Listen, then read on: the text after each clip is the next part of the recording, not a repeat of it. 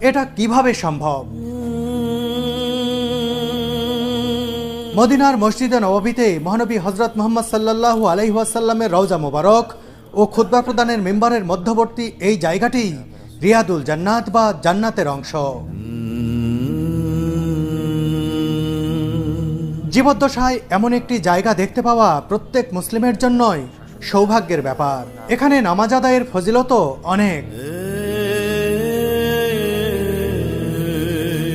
বন্ধুরা, সৌদি প্রবাসী content creator ও সাংবাদিক মামুন ভাইয়ের সাথে আমি কিভাবে এই পবিত্র জায়গাটি ঘুরে দেখলাম তাই তুলে ধরব এই ভিডিওতে।